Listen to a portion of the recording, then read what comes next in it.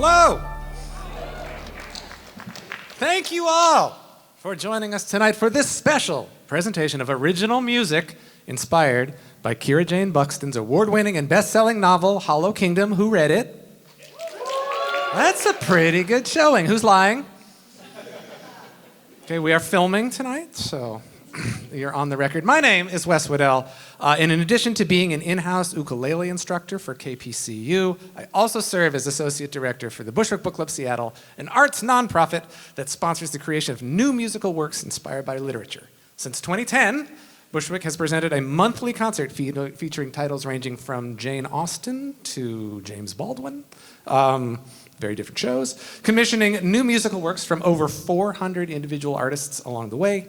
In addition to our current main stage season, we are thrilled to partner with KPC this year for a special series of 3 events of original music inspired by brilliant local authors who will be in attendance to witness the spectacle and share a few thoughts of their own.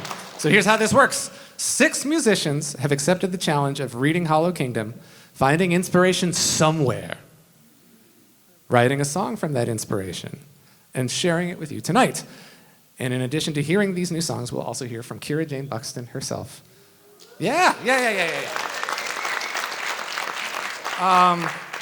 Booktree is here, so if you were one of those people who didn't raise your hand about reading it, like, you can get started. They're right over there. It's fine. Kira will do a signing. But we're going to start the music with a song from Kat Bula. Kat Bula is an irreverent roots Americana songwriter and multi-instrumentalist whose songs Cascadia Weekly has described as smart, sassy, sensitive, a rare depth and range. She has a brand new album out entitled Kat Bula and the Illusion of Control, and is also part of the Know Better, Do Better project, a collective of songwriters that anyone can join, which writes new songs to offer as alternatives to popular folk and educational songs that have racist origins. Please welcome Kat Bula.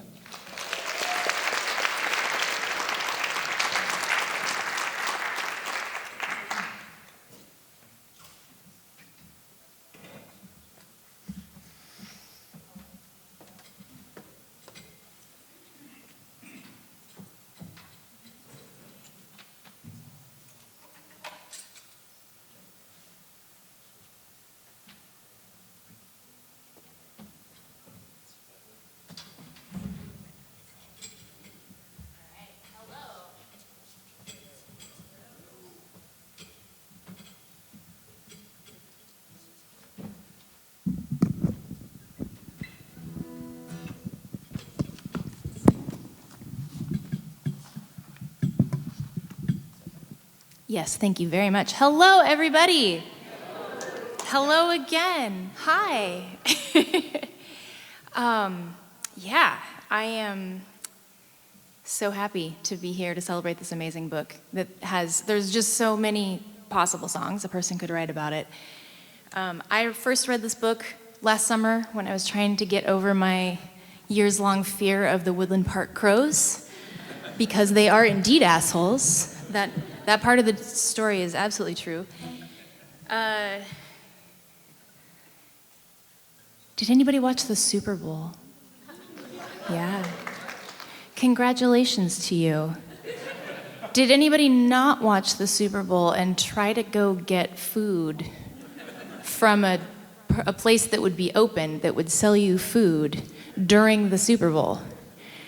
I see some nods, and I'm sorry because you probably starved.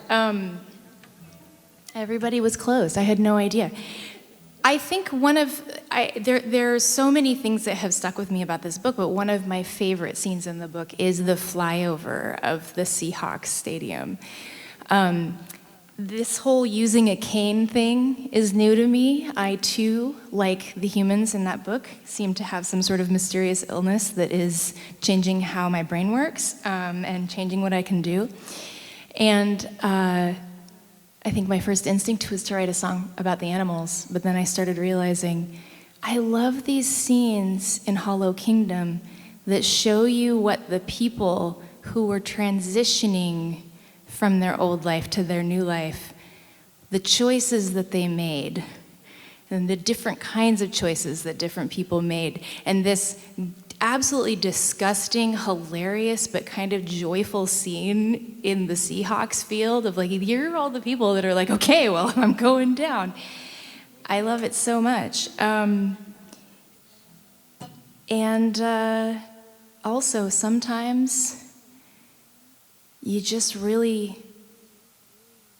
in a human body, anywhere on this human to monster spectrum, your body wants something, and it is hard to do something different than just go after what you want.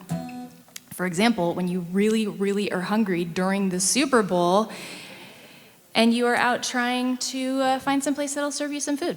And when you finally do find it, they're playing all kinds of 80s synth pop, and you're like, oh yeah, this is a book about zombies. Maybe my normal little bluegrass thing is not the only kind of thing that I could try to write a song about. So thank you to Bushwick Book Club and to Kira Jane Buxton for giving me the opportunity to write outside of my normal genre.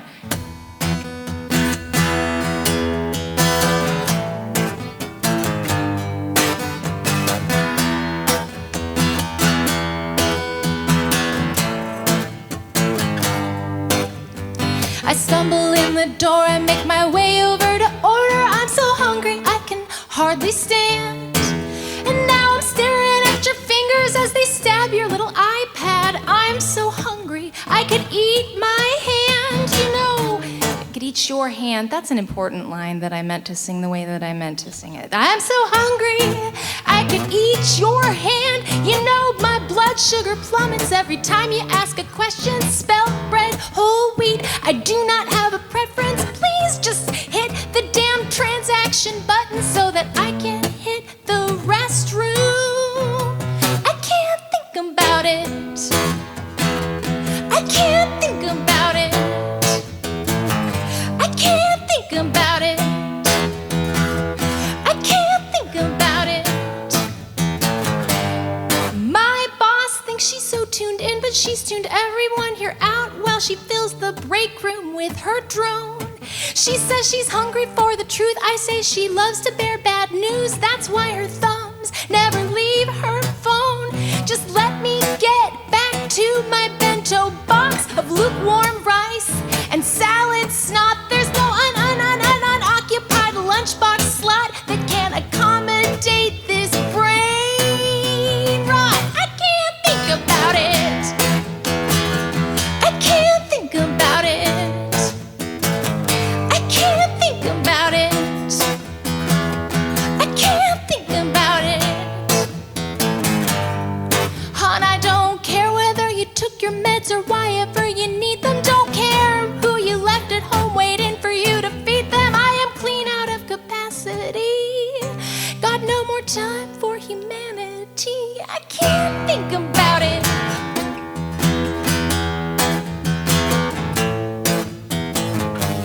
You know, I sleepwalked through most of my first 19 years like something straight out of Resident Evil. But these days everything is biased against a normal-ass white guy, and my call of duty is to fight for my people. Yes, I'll shake this place down with my law dog jaws. I'm gonna man right up and prove my father wrong. We'll have this world cleaned up and polished for too long. And so what if you decide to pull out your little iPhone and frame me up in landscape mode? Yo, buddy, what's the big idea? I'm the one with the gun and I see ya. And bro, I don't care whether you took your meds or why ever you need them. Don't care who you left at home waiting for you to feed them. Man, just suck it up and deal with it. What's done is done, don't whine all up in my DMs that I've gone wrong. I'm just clean out of capacity for your brand of humanity. I can't think about it. I can't think about it. I can't think about it. I can't think about it. I can't think about it. Thanks.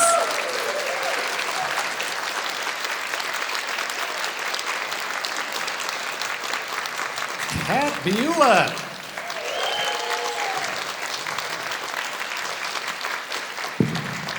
All right, it's going to be full band the rest of the way, so come on up, get situated here. Four of us had the pleasure of performing some of these songs for Snow Isle Libraries in 2 springs ago in 2024.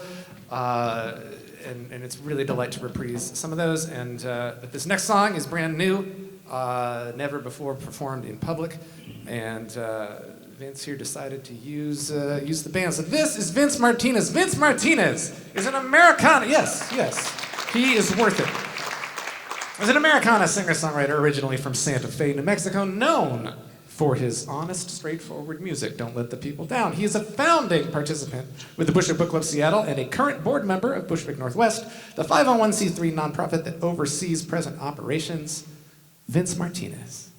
Hey everybody, happy to be here. So loved this book. I read the second one, Feral Creatures, which I also loved. Just love the main narrator, Shit Turd. I hope you all, if you read a book, the crow, Pet Crow. And what really the song is inspired by is Shit Turd, ST for short. I call him ST to my kids so that they don't know. But he calls all humans mofos. And he just loves mofos. He just wants to be a mofo. That's his thing. So this is ST's tribute to the mofos and his experience coming right down. Here we go.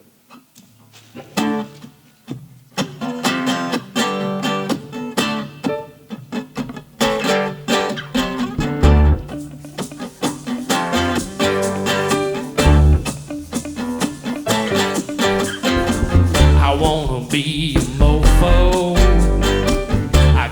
Me mofo FOMO, I wanna be a mofo. I got me mofo FOMO. They call me the one who keeps.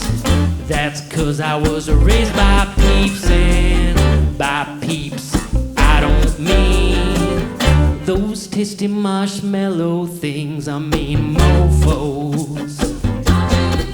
About mofos. I'm talking mofos.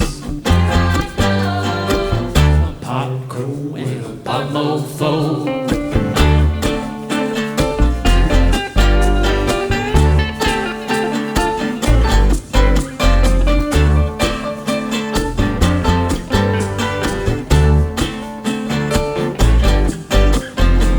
I got my buddy Dennis with me. Together we're a murder wannabe, yeah. We're off to set the domestics free. Come and ride an eagle with me, 'cause I'm a mofo. About mofos. Talking mofos. Pop crow and a pop mofo. Take it away, Wes.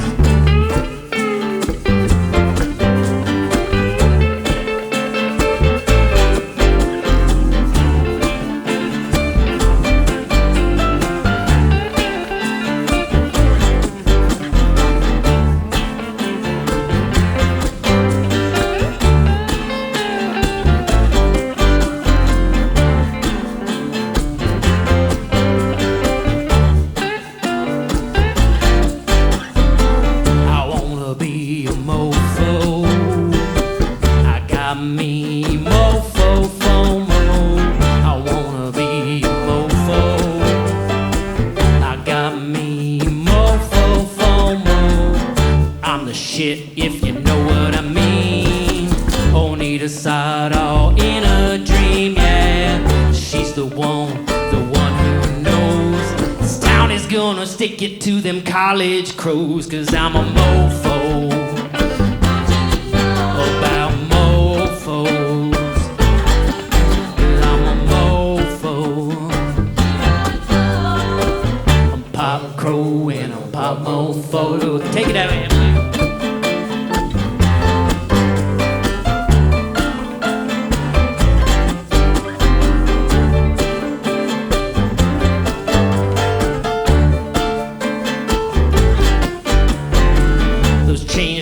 Yeah, they're real pricks.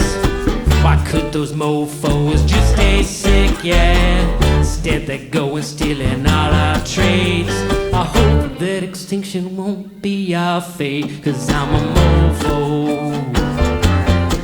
That those mofos, yes, those mofos, they love their phones. And now those mofos, they're long gone. Now those mofos, they're long gone. Now those mofos, they're long gone.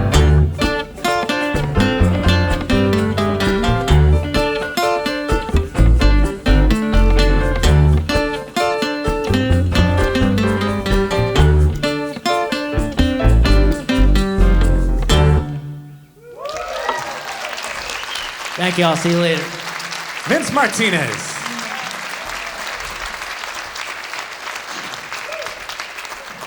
All right, well, let's get author Kira Jane Buxton involved, shall we? Kira Jane Buxton's writing has appeared in the New York Times, NewYorker.com, McSweeney's, The Rumpus, Huffington Post, and more. In her humorous and big-hearted debut novel, Hollow Kingdom, we watch the apocalypse and world that comes after through the beady eyes and incredibly foul mouth of a domesticated crow from the same neighborhood in Seattle in which I live. Hollow Kingdom was an Indie Next pick, a finalist for the Thurber Prize for American Humor, and the Audie Awards and the Washington State Book Awards. It was named Best Book of 2019 by Good Housekeeping, NPR, and Book Riot. That's a wide spectrum. That's pretty good. If you haven't read it already, be sure to pick up a copy, as well as the sequel, Feral Creatures, and Kira's latest novel, Tartufo, tonight from our bookselling partner, Booktrees of Kirkland, Kira Jane Buxton.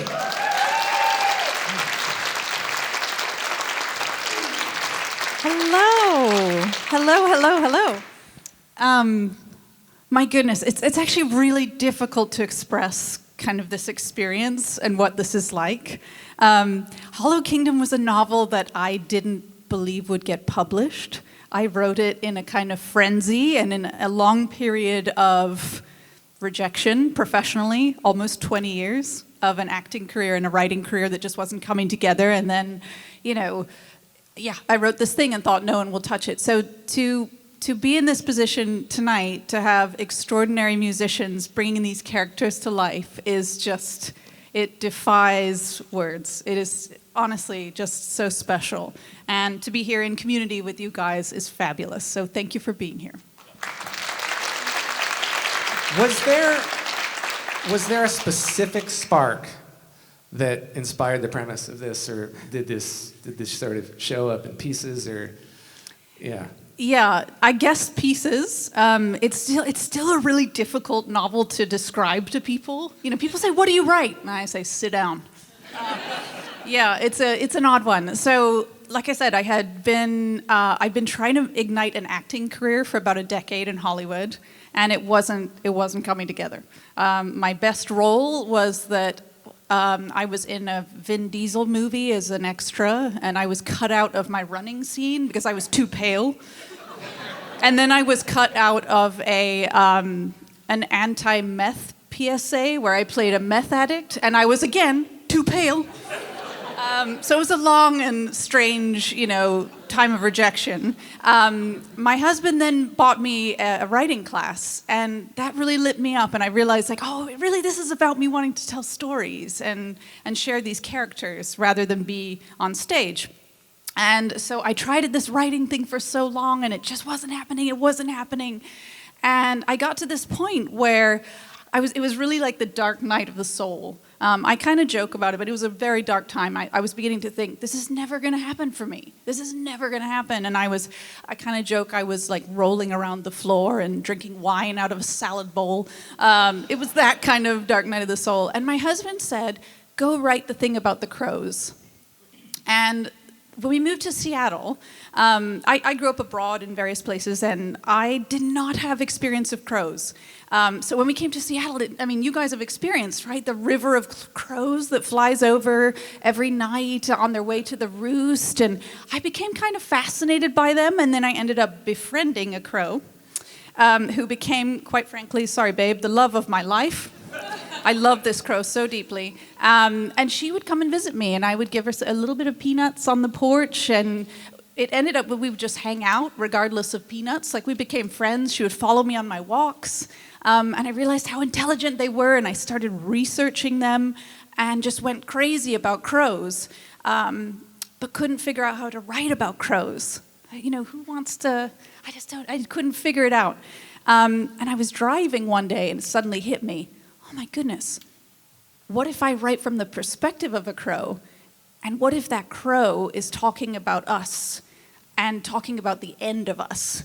Woo! And I went home and I started writing this thing. And in the car, the conception of this idea was that, okay, it's going to be this very sweet relationship between a little boy and his little crow friend. It's going to be so cute. It's going to be, you know, gentle, and they're going to, you know, and all of a sudden, this language is flying off the page. This guy, Big Jim, waltzes onto the page like he owns the place. I said, who's this guy? I got to kill this guy real quick.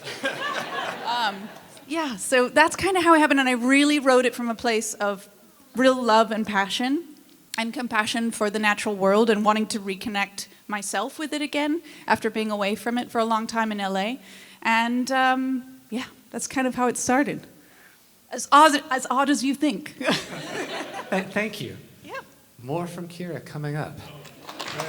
Don't go anywhere. You're already on stage. Your night's not going to get any better than this.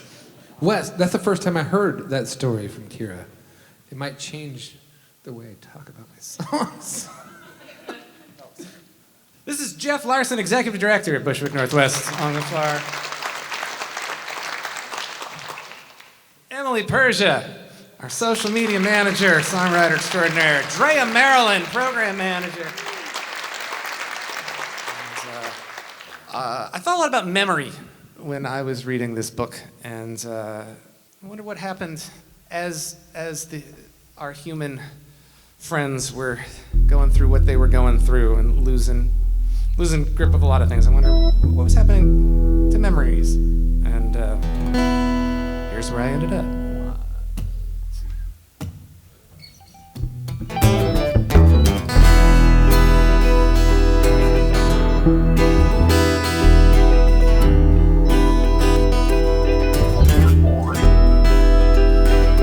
My life collecting, had my system down, every item tagged and filed away. I'll be damned if I can find much now, all that work for naught. Boxes empty, shelves in disarray. When a memory leaves, where does it go? Something pushing it out, or just taking off on its own. It isn't coming back, coming back.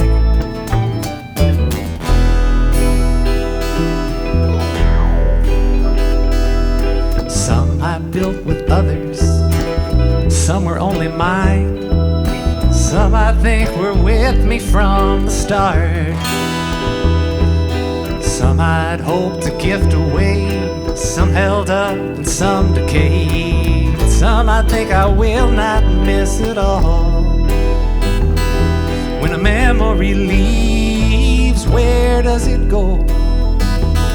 Something pushing it out, or just taking off on its own. It isn't coming back, coming back, coming back, coming back. There's only one place I could have left what I'm looking for. And only one place this road ever goes.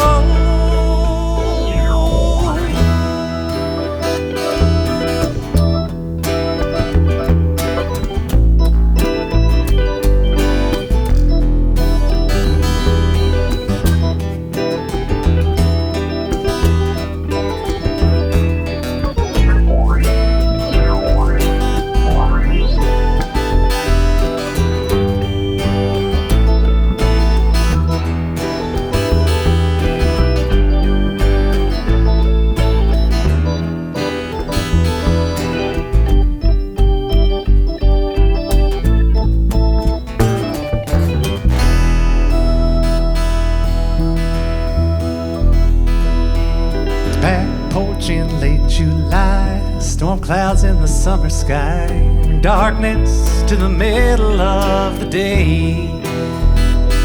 There's no prey down here for the circling hawk. What good's a key without a lock? You wanna knock on my window, but I see only haze. When a memory leaves, where does it go? Something pushing it out, or just taking off on its own? And is it coming back? Coming back? Coming back? Coming back? Is it coming back?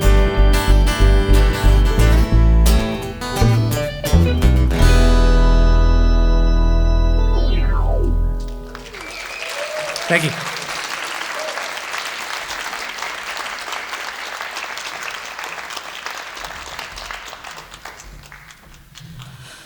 The song I wrote is about the various people that are turning into not people, telling their loved ones what they want to say before they go. And most of the loved ones are their pets, such as Genghis cats and Cinnamon and ST. And yeah, this song is called Tell Them. Thanks, Emily.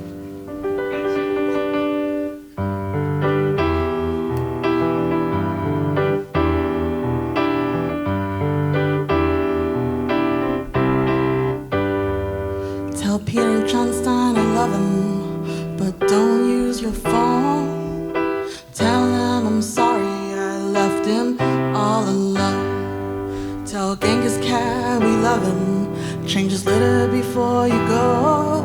But something tells me he'll be fine, just don't use your phone.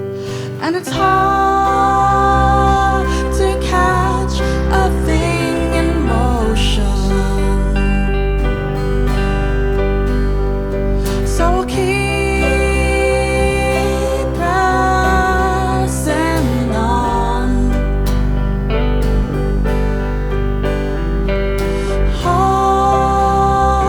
Hopefully, all this commotion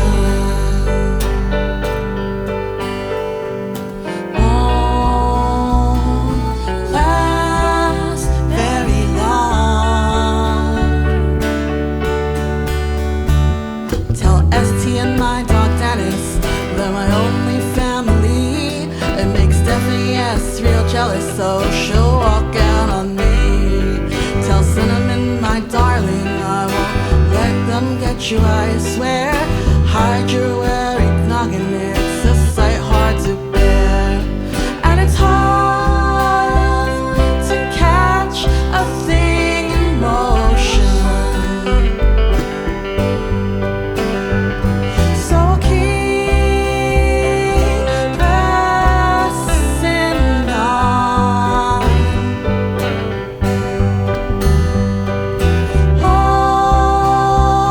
Hopefully, all this commotion won't last very long.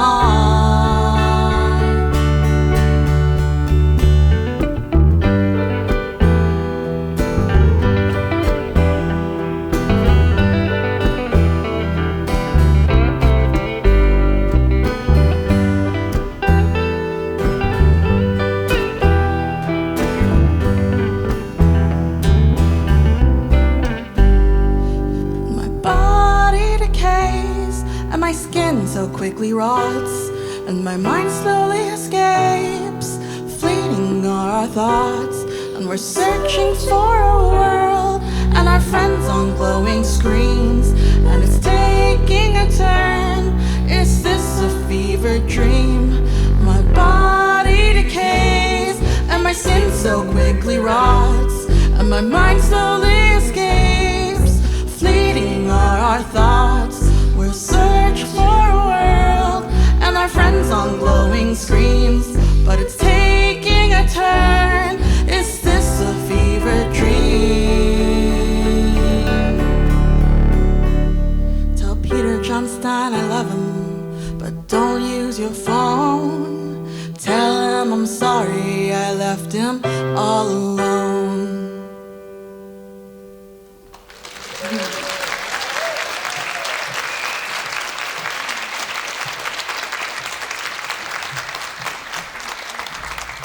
feel like a hypocrite because I was talking about don't use glowing screens. I'm here with my iPad. So as I mentioned, the four of us performed a version of the set minus songs from Kat and Vince for Snow Isle Libraries a couple of springs ago. And I loved the challenge of really honoring the character of ST and also writing a song that I could sing in a library. And I just thought, like, prompts don't come any better than that. So here's where I ended up with that. 1, 2, 2, 3, 4.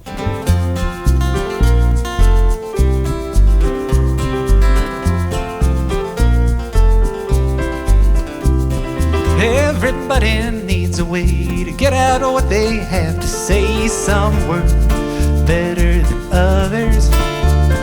Some use moral, some use diction, sometimes fact and sometimes fiction. Some words work undercover. Some pour it in a novel, some pack it into verse. I curse.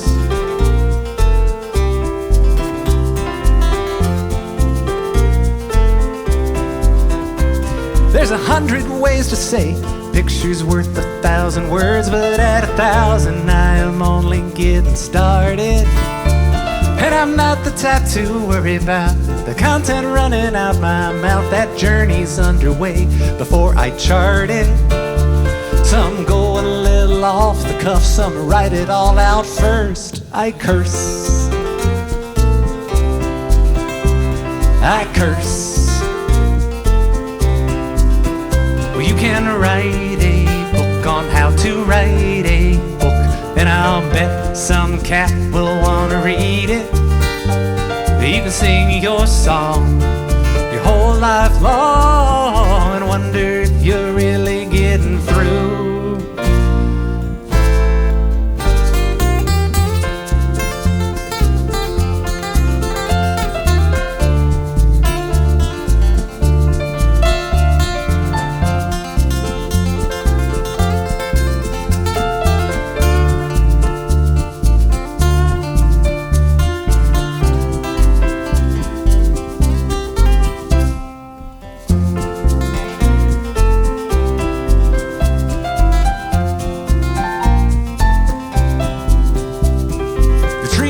Talking underground since longer than we've been around. They say there's nothing to it. Some don't even need the noise to say their piece and keep their poise. I wonder how they do it.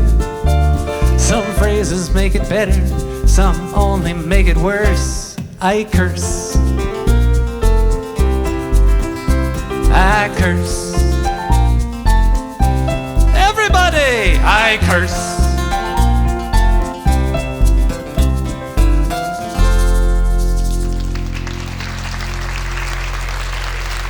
Thank you. Let's bring Kira back. Woo!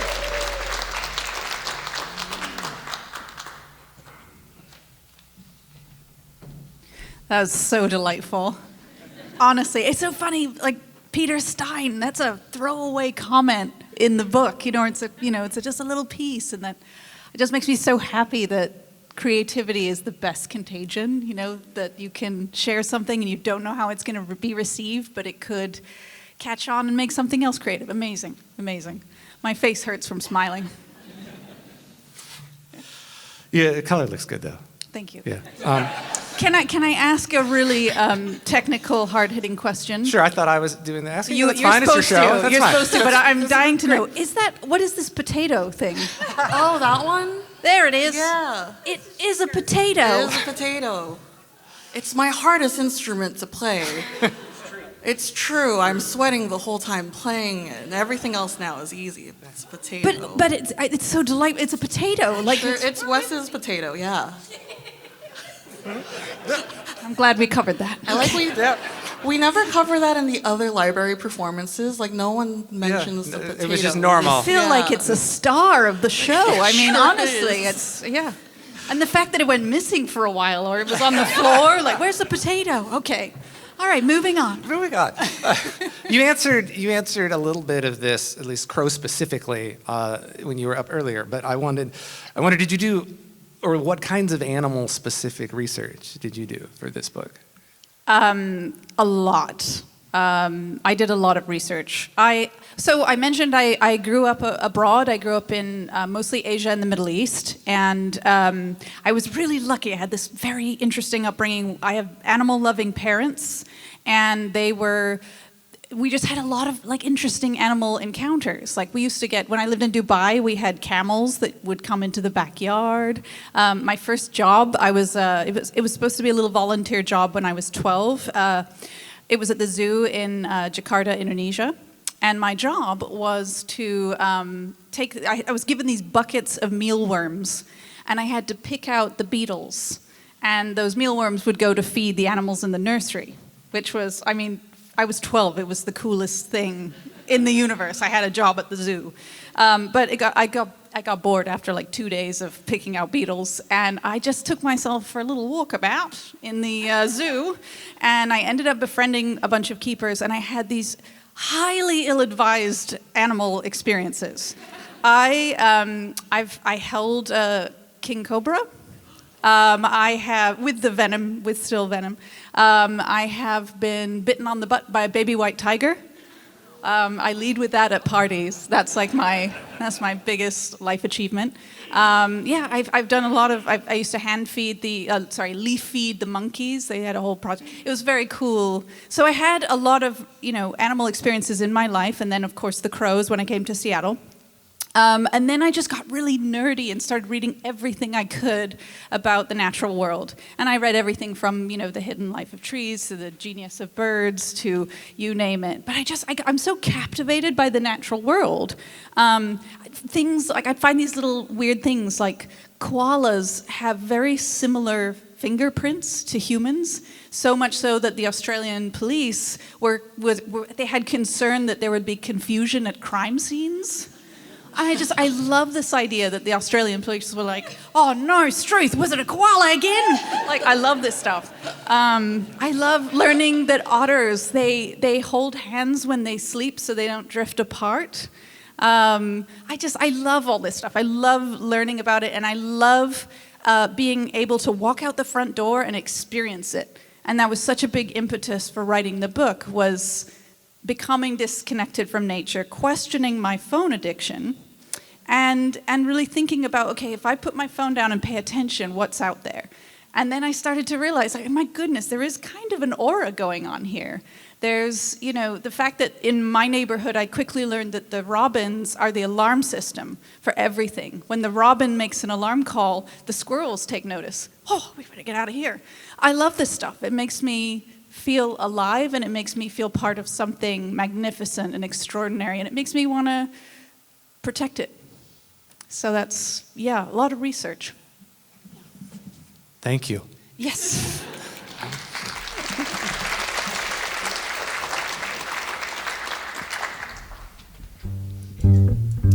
So when I sat down to write my song, I was really moved by the end of the novel when ST is kind of rallying the domesticated beasts and the wild beasts, and they're gonna, basically come together to face this common enemy, right? The Mofos. And I imagined it like, as I went to write my song, that I wanted to write kind of the theme song, or like the anthem for this animal, rally. And so that's what I wrote as they were creating their domesticated and wild murder, right? Because a group of crows is a murder. So my song is called Murders Are Forever. But before we play it, which I believe that was a line from the book, I'm going to ask for a bit of audience participation. We are all collectively now going to become a murder. And in a moment, I'm going to have you take a second to think about, if you were in the Hollow Kingdom, would you be a domesticated animal or a wild animal? Like, what's your, inner animal? Are you a domesticated dog? Are you a wild horse? Or what animal are you? And take a moment and think about it, and then we're all going to shout it out. Okay? So go inside. What animal are you? Are you wild? Are you domesticated? Take a second. All right. On the count of 3, we're all going to call out what animal we are. 1, 2, 3. Wild deer. Oh, I heard penguin. That's fun. All right, so it's done. Boom. We're now a murder. And at the end of the song, you'll know what your part is. We're going to sing a bunch of oohs, and you're going to join in, and we're going to be a murder. We're going to rally together, and we're going to conquer those mofos. All right. This is really low. Okay. 1, 2, 3, 4.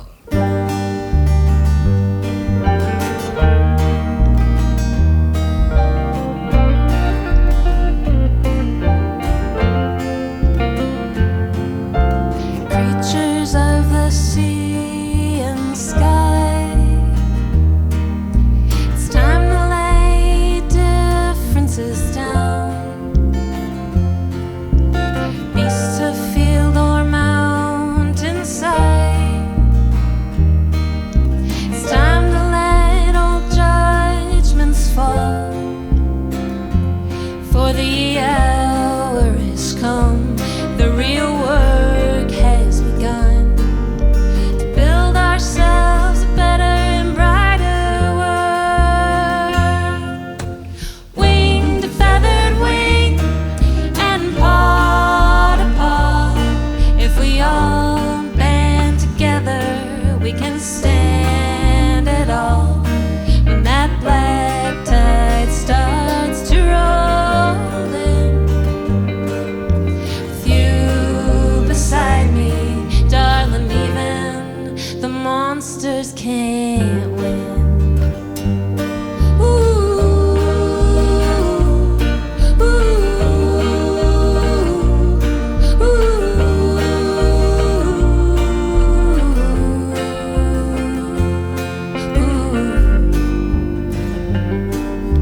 Hope has wings and it can fly,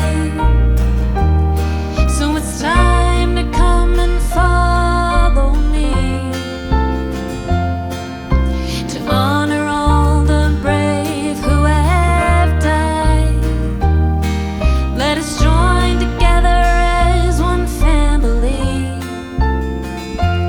We don't know what the future brings. Heed the warning the maple sings. It's time to build a better and brighter world. Wing to feathered wing and paw to paw, if we all band together, we can stand it all. When that black tide starts to roll in, with you beside me, and darling, even the monsters can't.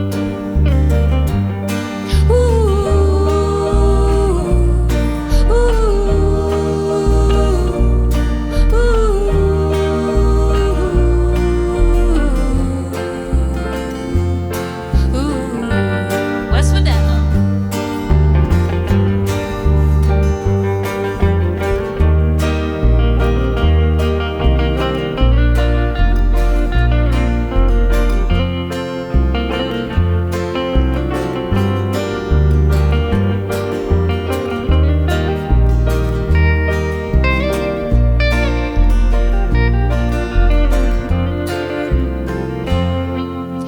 Murders are forever. Murders are forever. What happens to one happens to all. Murders are forever. Murders are forever. So what happens to one happens to all. Murders are forever. Murders are forever. What happens to one happens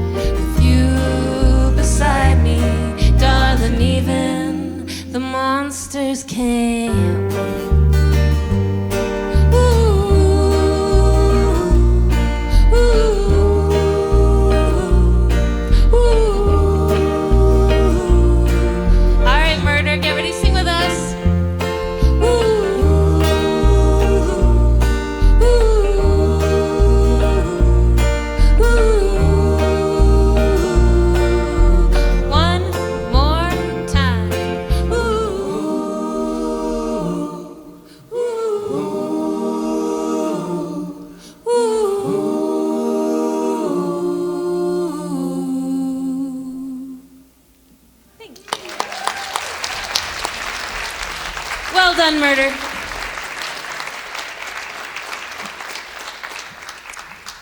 There seems to be no clear consensus on, or even rule book on who gets to decide what groups of animals are called what. Some people thinks it started with some like 14th century hunting jargon. I don't know that there's like one source of this, but the internet is full of a lot of things. And I'd like to ask everyone up here to share their favorite right now, starting at the far end with Geoff Larson. Geoff, your favorite animal group name. It's very difficult to pick a favorite. There are so many amazing ones.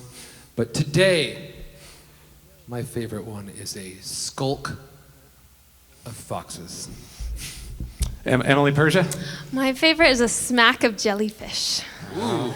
Nice, that's a good one. Vince, you got one? Yeah. I like Crash of Rhinos. That's a good one. Yeah. Very onomatopoeic. Drea? I like a business of ferrets. I'm going to go with a pledge of wasps. Murder is a murder of crows, yes. Well, we clearly were an attempted murder here. We were not a murder of crows. This next song is called Attempted Murder. As a shit turd, as ST and Dennis went out into the world,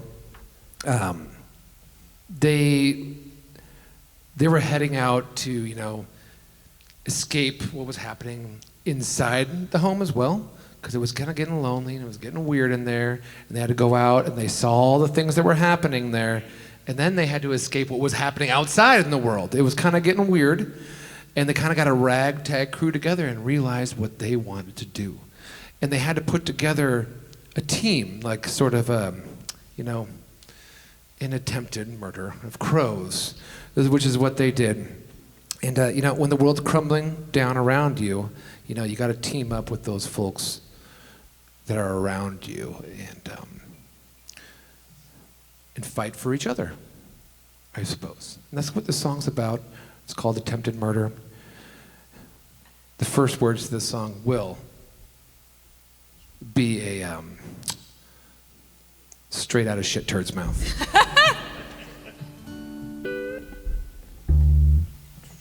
One, two, hit.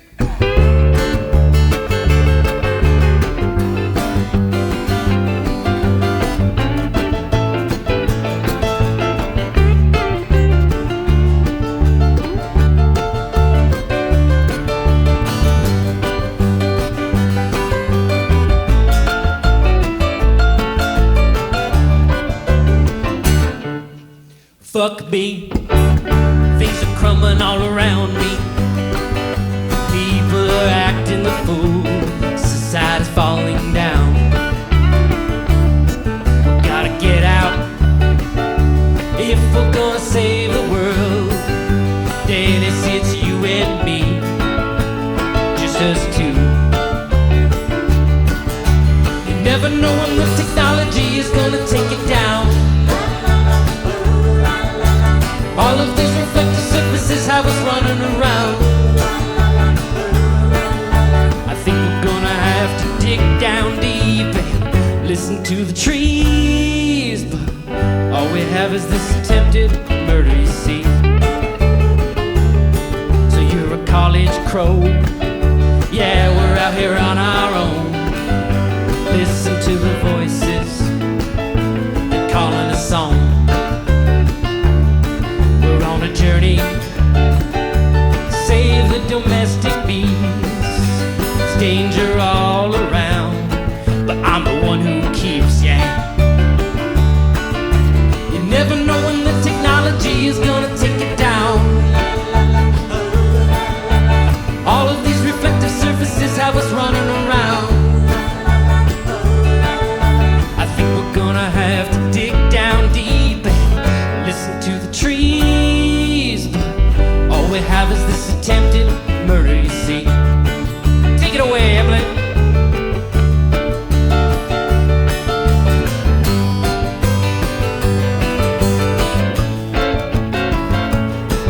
All right, Wes, your turn, buddy.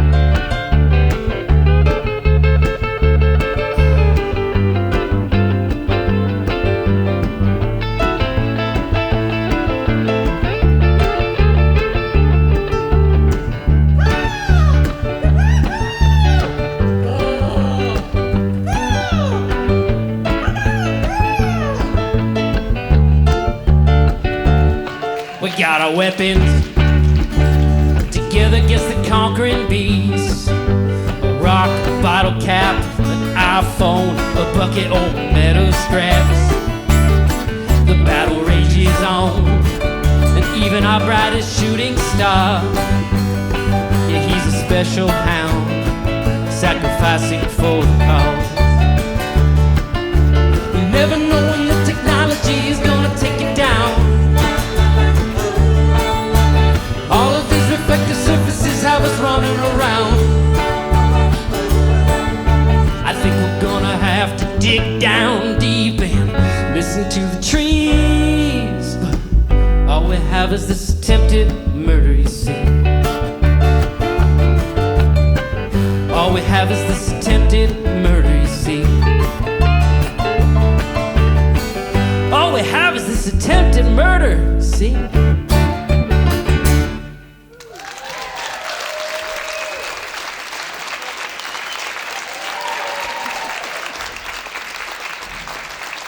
That's Vince Martinez singing the leads on that tune. Thanks, Vince.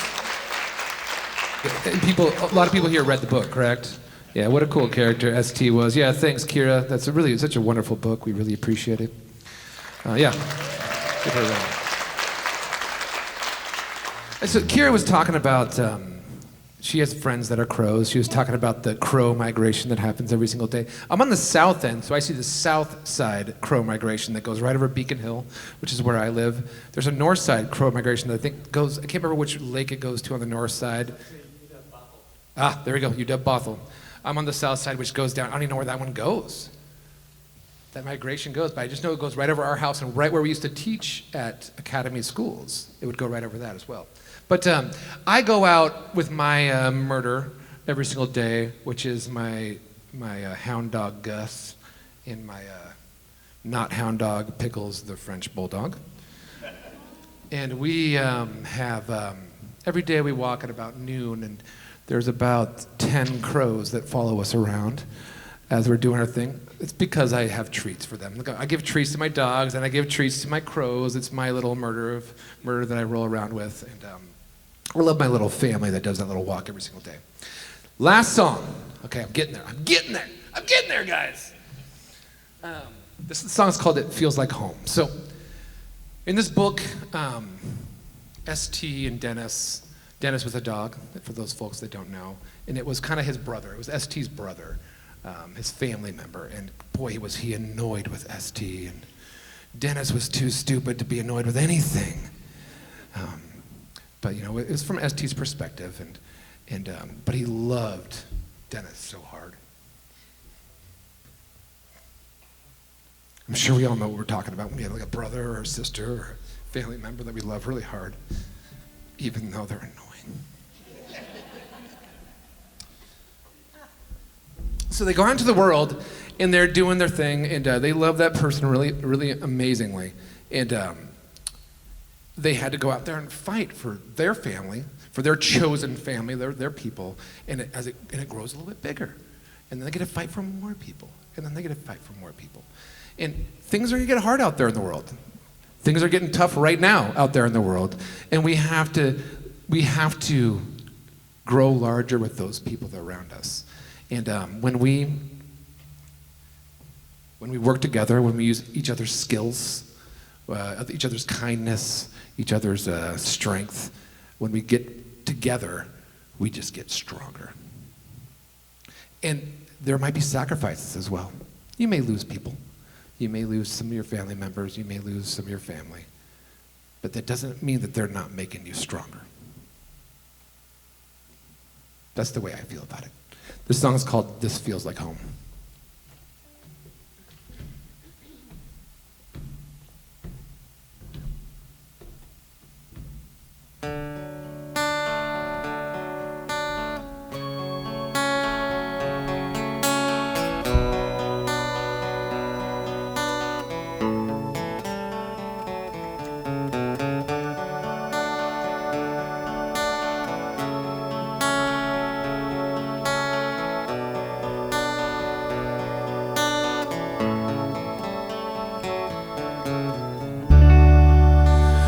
Friends, things are changing. never be the same again. I'm scared. Wherever we go, I'll keep warm. Feels like home with you.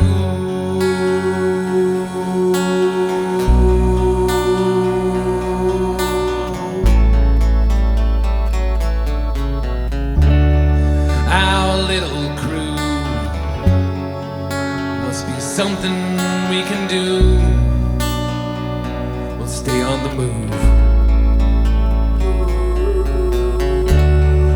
I'll be your wings, and in my dreams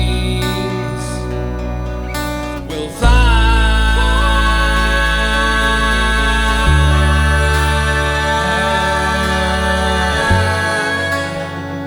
away.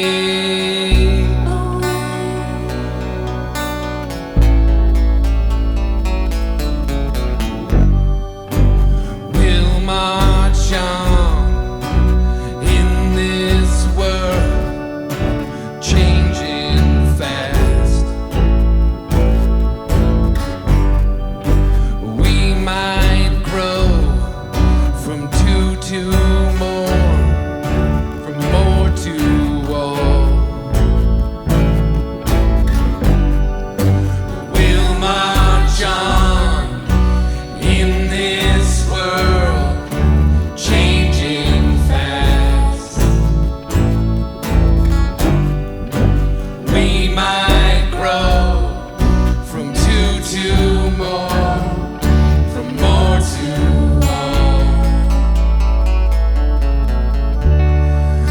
On any given day, the battle rages on, and we'll stand side by side. My dreams, they may come true. There'll be wings for you, and we'll fly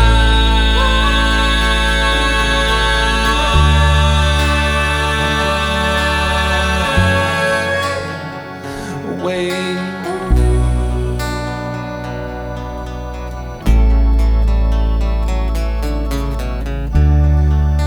Wherever we go, we'll be warm,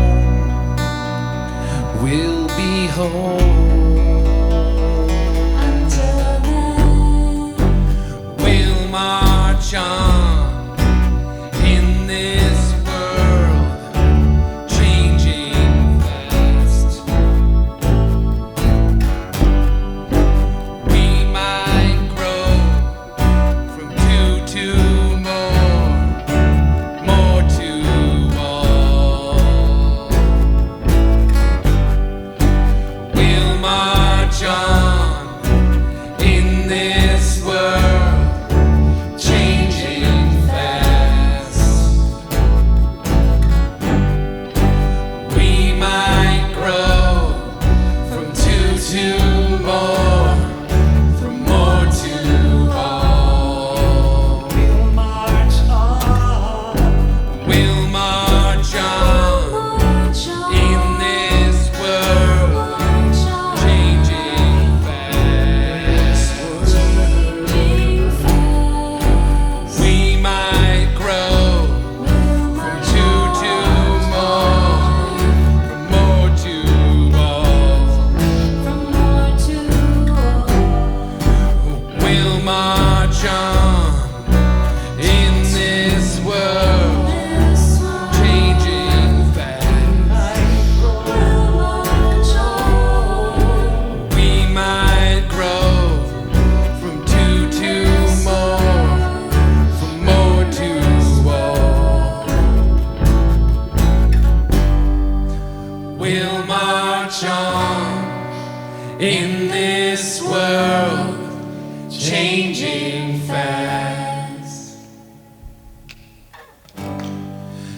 We might grow from two to more, from That's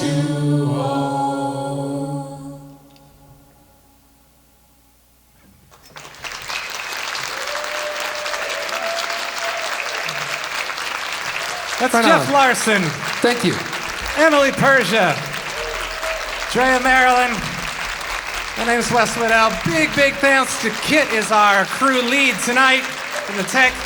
AJ and Griffin running sound. Michael on the lights. Adam, part of the crew as well. Aaron's running the video. We're in the box office. I'm sure there are other crew members whose names I did not grab. Takes a village to put on a show.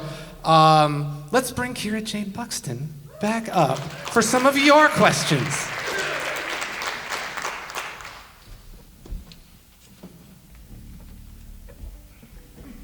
Yeah, try not to cry now. That was so beautiful. Bravi. Beautiful. Yeah, I'm happy to attempt to answer anything. Anyone have a questions? question for our esteemed author? Yeah. Who was your favorite author? The question was, who was your favorite author? Hardest question right out the gate. I respect that. That's really hard. An author I go back to again and again is Gerald Durrell. I love Gerald Durrell. I grew up reading Gerald Durrell and felt a kinship with his love of animals and his living abroad and loving the place that he lived. I don't know, some favorite. I love Mary Shelley. Frankenstein is one of my favorites. Yeah. Oscar Wilde, The Picture of Dorian Gray. Can't say it, but I love it. The list is endless. I don't know if I can pinpoint a single author, and I will remember exactly who I want to say at 3 a.m. tonight. It will come to me, and I will be yeah. Yeah. You named a bunch of Bushwick Book Club books that we've done, just so you know. Anyone else? Yeah.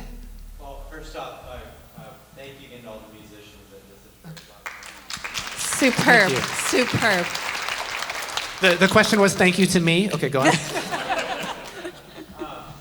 mentioned that like you lived abroad and then moved to Seattle and everything, and I think one of the things that I just truly loved about your book was that like every chapter felt like I was following on like Google Maps, like oh, I know where that Walgreens is, I know where that library is and everything. Yeah. So, in the process of writing the book, had you kind of like created like a mental map of places that you had come to know or visit, and then did you kind of like follow that route as you wrote the story, or is this just kind of like places you passed driving by or visited?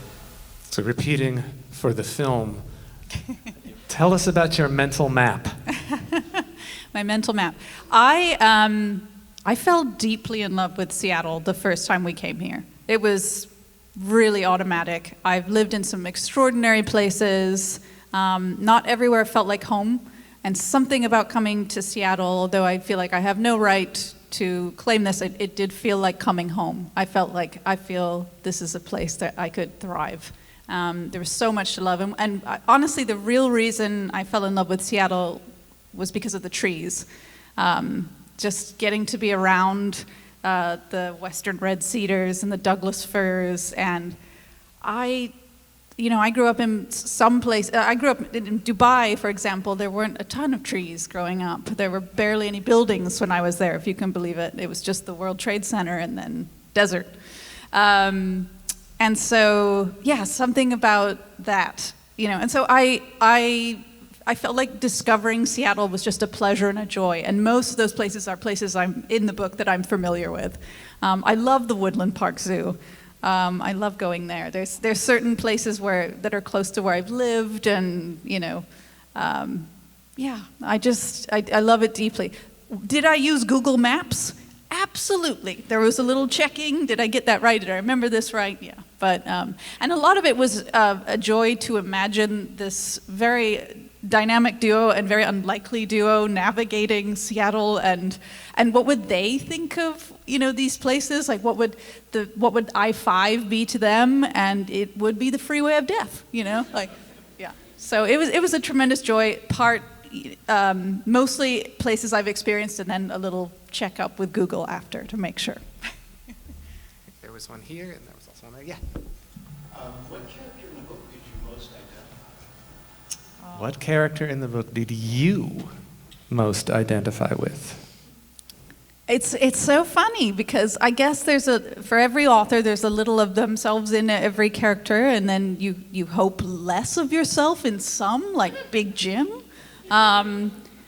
Big Jim is a funny character because I really did dislike him when I started writing him, and then the more I spent time with this character and his backstory through the book, the more I loved him.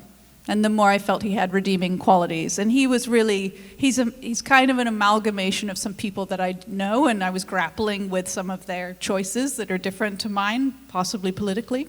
And it was a really interesting character study. And I think maybe there's even parts of me and Big Jim. ST, his identity crisis, is pretty well rooted in my identity crisis. I have a funny little hybrid accent. I find it hard when people say, "Where are you from?" I feel like I'm a person of a lot of places. I think mostly I tried very hard to voice characters since they're animals. I wanted to do it in a reverent way. I wanted to make sure that, some of them are joking and fun, but I wanted them to feel realistic to the animals. And I've had so many animal experiences that I felt like it was important to get it right. Genghis Cat is not me at all. Genghis Cat was my cat, Miso. She was a tyrant. She was the absolute love of my life. I've always rescued Siamese cats, and I went to rescue a Siamese cat who had a tabby sister. And they said, if you'd like, you could take both. And I said, yes, great. I know what to do with the Siamese cat. I'm sure the tabby will be just the same. I brought home a small tiger. She used to launch herself at the back of my knee because she figured out that would make me fall over. And she hated, you guys will appreciate this, she hated my singing.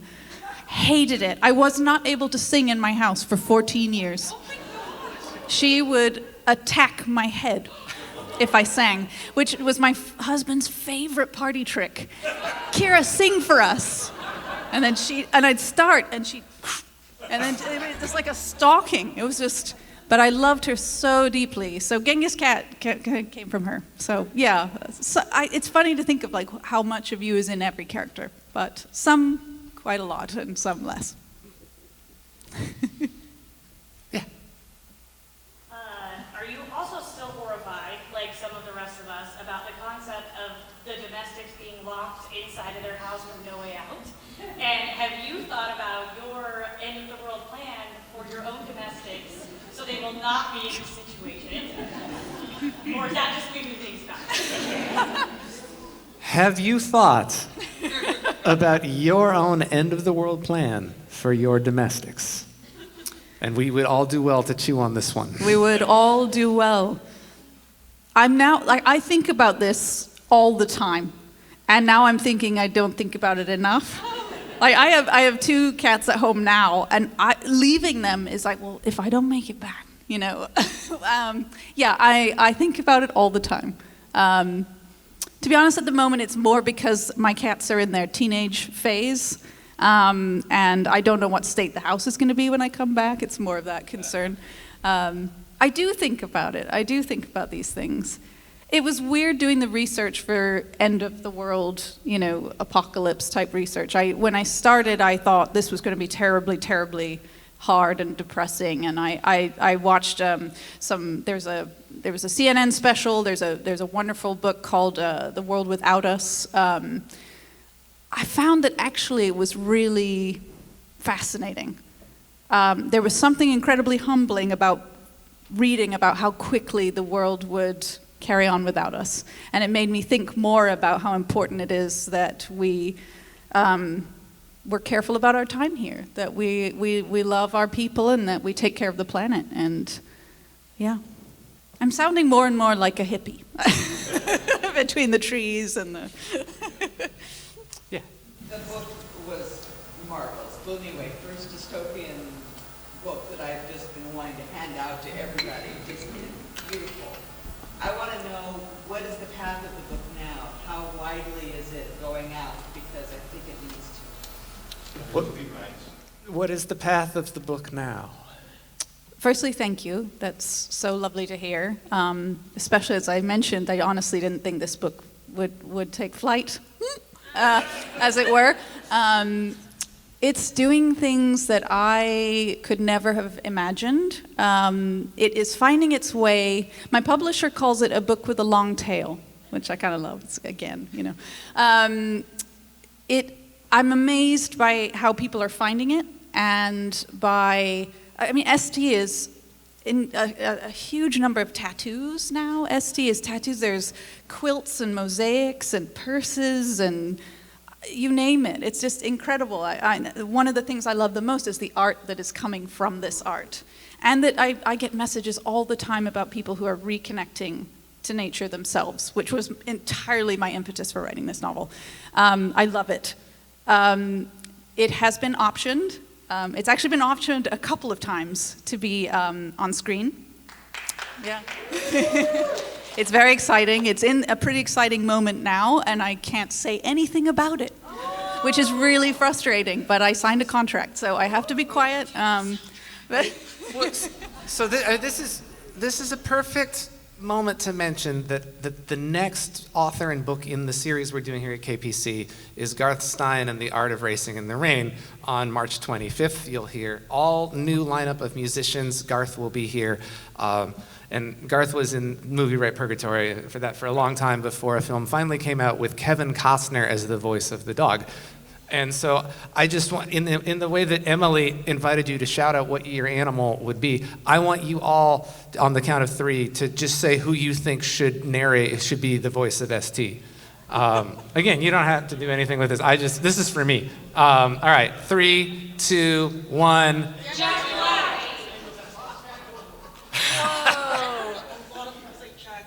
I heard Jack Black and... Did you say I Danny DeVito?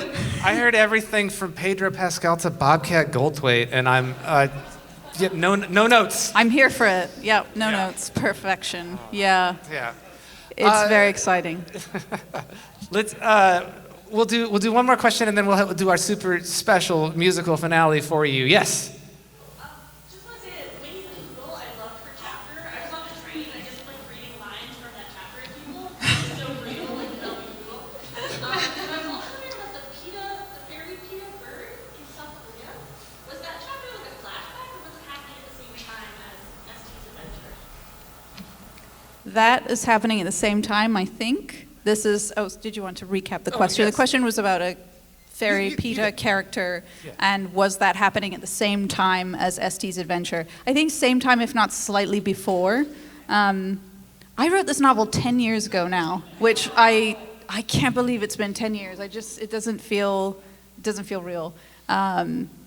Winnie the Poodle was based on a real poodle named Bella, who was a poodle from Berkeley, California, which I think says a lot about who she was. And she was phenomenal. And she's the only poodle I've ever met, maybe the only dog I've ever met, that preferred vegetables to meat.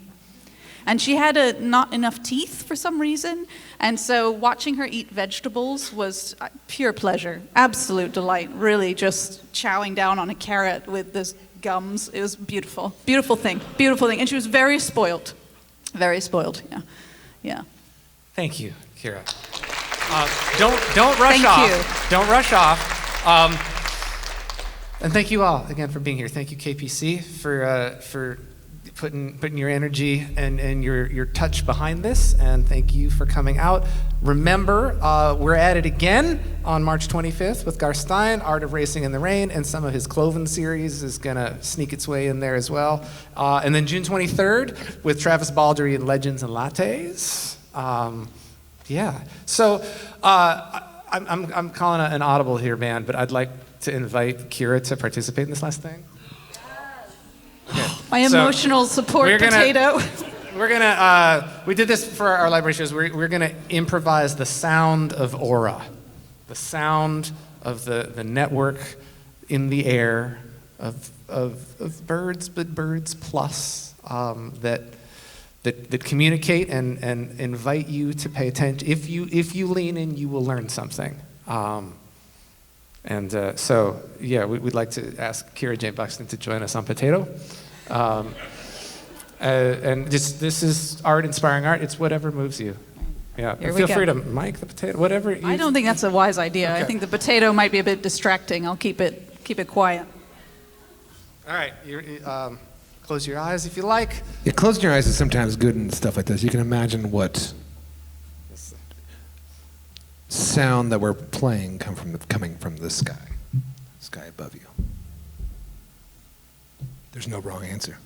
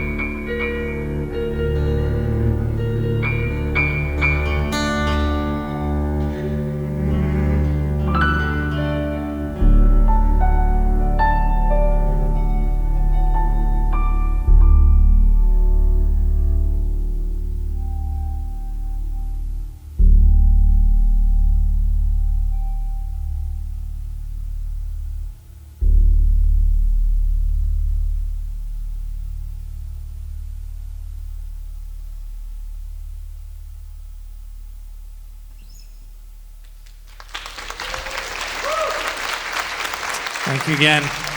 Kira Jane Buxton. Hollow Kingdom. Kira will be signing. Book Tree has a number of titles over there. We also have an information booth about what we do. We are midway through our 16th main stage season, and the next performance that we have of that is St. Hallmark's Day this Saturday, coming right up. Emily Henry's Beach Read. We're doing romance. On the heels, we did Percival Everett's James in January, and we're taking a hard turn. And we're right back here on March 25th. Thank you very much. Take care. Be kind.